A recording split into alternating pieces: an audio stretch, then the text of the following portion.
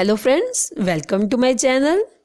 Friends, आज मैं आपको BA third semester elective Hindi की एक पोइम करवाने जा रही हूँ, तेरा कैसा गान।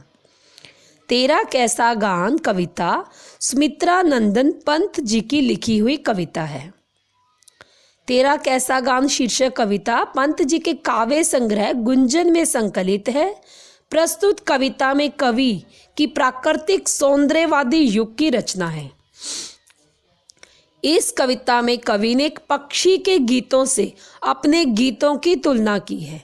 अब जो वो कवि हैं वो कह रहे हैं कि एक पक्षी ने भी गीत गाया और एक उन्होंने भी गीत गाया। उन्होंने उन गीतों में से तुलना की है, अपनी पक्षी के गीतों से अपने गीतों की तुलना की है।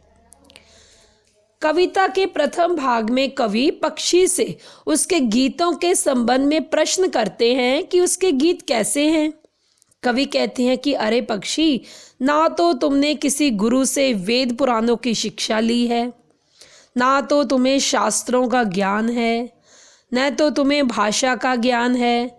तुम तो किसी रस, किसी छंद के बारे में भी नहीं जानते।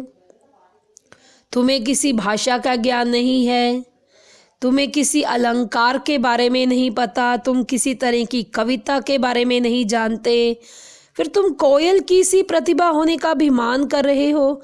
अरे पक्षी, तनिक इस बात पर विचार करो कि तुम्हें किसी भाषा का, किसी काव्य का, किसी रस छंद का, वेद पुराणों का कुछ भी ज्ञान नहीं है। तनिक इस बात पर विचार करो कि तुम कोयल की सी प्रतिभा होने का अभिमान क्यों कर रहे हो।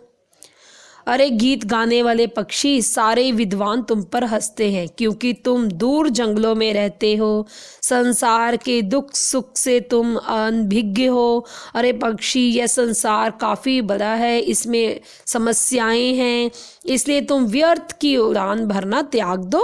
तेरे गीत सूने घोंसले के गीत हैं।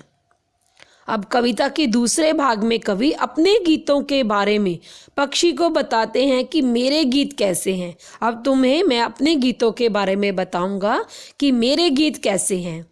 मत पूछो, आज वन वन में बसंत ऋतु छाई हुई है, मस्त कलियां सुगंधित सांस ले रही हैं, कन कन में खुशी छाई है, पवन भी रोमांचित होकर बह रही है, आकाश में सुनहरा सुंदर सूर्य उदय हो रहा है और ऐसे में मैं गीत गा रहा हूँ।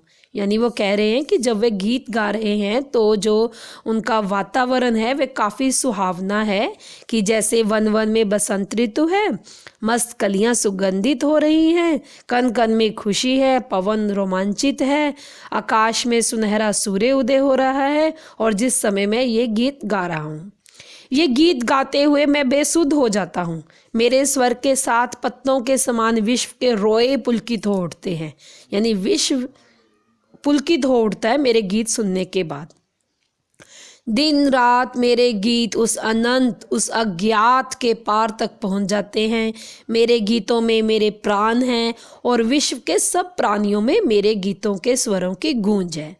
इसमें जो कवि हैं वो पक्षी के गीतों के साथ अपने गीतों की तुलना करते हैं और अपने गीतों के बारे में बताते हैं कि जब वे गीत गाते हैं तो पूरा विश्व सुगंधित हो उठता है, कन कन जो है वो सुगंधित हो जाता है, कन कन में खुशी छा जाती है।